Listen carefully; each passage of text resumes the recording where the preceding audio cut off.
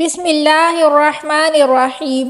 یہودیوں کی کتاب تورات میں لکھا تھا کہ جب آخری نبی آئے گا تو آسمان پر ایک سرخ رنگ کا ستارہ چمکنے لگے گا۔ تو جب حضور صلی اللہ علیہ وسلم کی پیدائش سے 10 دن پہلے وہ ستارہ چمکنے لگا تو یہودیوں میں شور مچ گیا۔ ان کے عالموں نے سب کو جمع کیا اور کہا کہ آسمان پر لال ستارہ چمکنے لگا ہے، اس کا مطلب ہے کہ آخری نبی آنے والا ہے۔ جا کر معلوم کرو کہ اس وقت مدینہ میں کس کس کے ہاں بچے کی پیدائش میں 10 دن باقی ہیں۔ لوگوں نے معلوم کیا تو پتہ چلا کہ مدینہ میں تو ایسا کوئی گھر نہیں ہے جس کے بچے کی پیدائش میں صرف 10 دن باقی ہوں۔ تو ان کے عالموں نے کہا کہ مکہ میں پھر پتہ کرو۔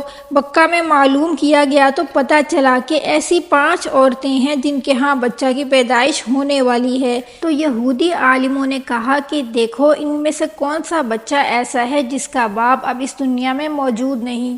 تو لوگوں نے کہا کہ ہاں عبد المطلب کا پوتا پیدا ہونے والا ہے، اور عبد المطلب کا بیٹا یعنی بچے کا باپ عبداللہ چند مہینے پہلے وفات پا چکا ہے۔ یہ سن کر یہودی عالموں نے کہا ہائے افسوس، آج نبوت بنی اسرائیل سے نکل گئی۔ حضرت آمنہ رضی اللہ عنہا فرماتی ہیں کہ جب میرا بچہ میرے پیٹ میں تھا تو میں بہت عجیب عجیب چیزیں اور واقعات دیکھتی تھی۔ جب بھی میں گھر سے باہر نکلتی تو بادل کا ایک ٹکڑا میرے اوپر سایہ کیے رہتا اور مجھے دھوپ نہ لگتی، اور جب میں گھر سے باہر نکلتی تو راستے میں جتنے درخت ہوتے ان کی شاخیں میرے سامنے ایسے جھک جاتی جیسے مجھے سلام کر رہی ہوں۔ اگر میں پانی بھرنے کے لیے زمزم کے کنویں پر جاتی تو راستے میں جتنے درخت ہوتے ان کی شاخیں میرے سامنے ایسے جھک جاتی جیسے مجھے سلام کر رہی ہوں، اور جب میں کنویں کے پاس پہنچتی تو کنویں کا پانی اپنے آپ اوپر آ جاتا اور میں اپنے ہاتھوں سے ہی بالٹی پکڑ کر پانی بھر لیتی۔ میں حیران تھی کہ میرے ساتھ یہ سب کیا ہو رہا ہے۔ مکہ کی عورتیں مجھے کنویں کے پاس کھڑے ہونے کا کہتی تاکہ وہ بھی آسانی کے ساتھ پانی بھر سکیں۔ عورتیں مجھ سے کہتی کہ تم کچھ دیر اور کھڑی رہو، تمہارے چلے جانے سے پانی پھر نیچے چلا جائے گا۔ دن گزرنے لگے، آخر کار وہ دن آ گیا جس کا کائنات کے ذرے ذرے نے انتظار کیا۔ وہ بچہ اس دنیا میں جلوہ افروز ہوا جس کے لیے یہ دنیا بنائی گئی، جو نہ ہوتا تو کچھ بھی نہ ہوتا۔ جناب آمنہ رضی اللہ عنہا فرماتی ہیں کہ میں دوسری عورتوں سے سنا کرتی تھی کہ پیدائش سے پہلے کے وقت میں بہت سی مشکلات اور تکلیفیں جھیلنی پڑتی ہیں، مگر مجھے اس عرصے میں کبھی کوئی تکلیف نہ ہوئی۔ میں خواب میں دیکھتی کہ میرے جسم سے ایک نور نکلا جو پوری کائنات میں پھیل گیا۔ وہ کہتی کہ مجھے یقین تھا کہ میرا آنے والا بچہ کوئی عام بچہ نہیں ہے۔ حضرت آمنہ رضی اللہ عنہا فرماتی ہیں کہ جس دن میرے ہاں بچے کی پیدائش ہوئی تنگ دستی کا یہ عالم تھا کہ چراغ جلانے کی استطاعت نہ تھی۔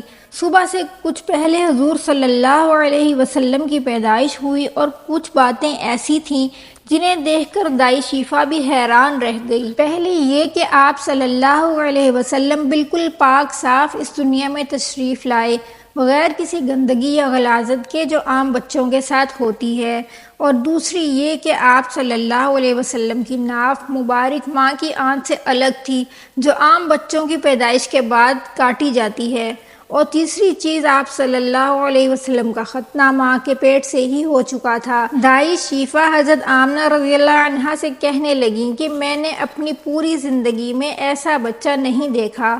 جیسے ہی انہوں نے آپ کو لٹایا، آپ صلی اللہ علیہ وسلم فوراً کروٹ لے کر سجدے میں چلے گئے اور پورے 15 منٹ تک سجدے میں رہے۔